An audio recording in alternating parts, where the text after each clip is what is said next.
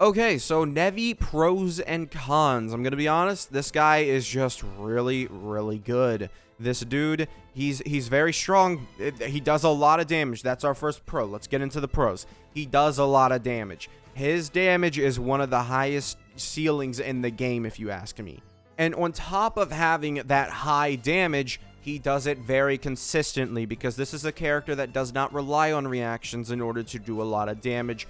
However, though, he may not rely on reactions, but he does rely a little bit on enemies. Now, one enemy, he's still going to look really good. However, the more enemies you add, let's say you go from 1 to 5 and then 5 to like 7, he's going to look really insane because you're going to be able to hit all those enemies. I'm going to be honest, guys.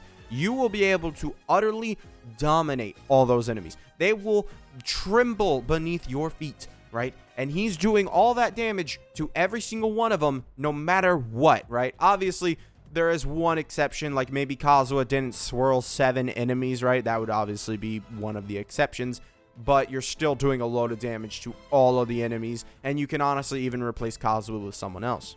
Nevi is a character that completely is designed to work with Fiorina. This is the next pro. He works with the current best support in the game, which is Fiorina. And, you know, that might seem like, oh, well, that's more of a Fiorina thing, but I would honestly say him being Hydro helps Fiorina's damage. He's actively helping Fiorina do more damage because he is a Hydro character on the team, and that helps Fiorina do her damage. And also, he is constantly HP dumping to buff whoever else is on the team, right? So you can quickly dump HP, get fanfare stacks.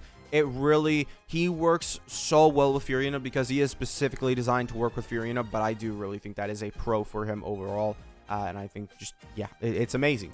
Now, what a lot of people don't understand about Nevi is that they look at his charge attack and they're like, oh, that's a lot of damage, cool, but his skills, all of them can do pretty good damage. I'm going to show you real quick. I consistently see that my Nevi's burst hits for over 170,000 damage, which when it has such a massive AoE, that's pretty good. Like, that hits every single enemy on the field, which is another thing where we're talking about, you know, more enemies, the better he gets. He gets better with this burst because his burst just does 170,000 damage to every single enemy. And then we can also talk about his E skill for it too, because as you can see here, 20% scaling right there, that's going to hit half as hard as his burst right now. And I'm not even fully leveled on it. So just tapping his E skill can hit for like 80,000 damage. For the 6th Pro, his unique playstyle, I have to give it to him. A lot of people like to call this guy boring, but personally, I would say that this guy is really fun. He shoots a giant Kamehameha out of his hand. I mean, it's just great. I love it. It's super nice. It's really strong. Overall, it's fun. A lot of people want to call it boring. That's your opinion, but to me, it's at least unique. You have to give him that. An underrated thing about Nevi and a lot of HP scalers is that they're not gonna die a lot. Like, unless they're sacrificing their HP, which, you know, Nevi can do, but he's also regenerating his HP. This guy's not going to die with 42,000 HP. And even if you go down to half of his health, you're still at 20,000 HP. And the next time he, you know, takes up 3 blue balls, he's going to regenerate 50% of his HP. I don't remember the last time I've had this guy die on me. I'm going to be honest. It's a hidden thing about Nevi that not a lot of people talk about, and I really think they should. Now for the cons. Nevi is nowhere near the best when it comes to single target or, you know, clumped up enemies that may be like 1, 2, maybe even sometimes 3 if they're in a really good clump.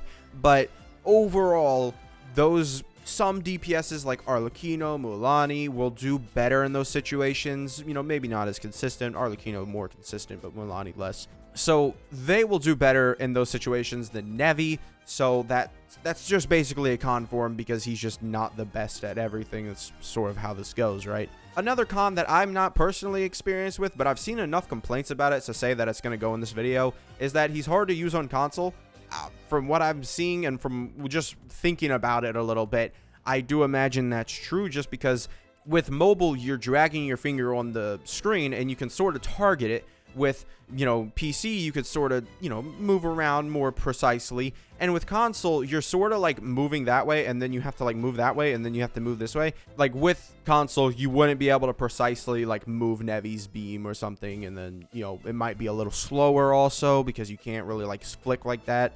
So yeah, overall, I do think Nevi is the best DPS in the game. These are just what the pros and cons I could think of for him right now. If you guys have any more, that maybe I missed, or maybe maybe cons, maybe, pros. I would say I try to give them as fair of a shakedown as Chaska. I'm trying to, I'm going to try and keep these videos sort of in line with the same sort of premise. I'm not going to like make different categories that I'm going to do for a certain character just to up their pros or up their cons, right? If you guys want a pros and cons list for Zhongli, then sure, I feel free to comment and ask for it. I might do it. Thank you guys for watching. Make sure to subscribe, and I'll see you guys next time. Bye.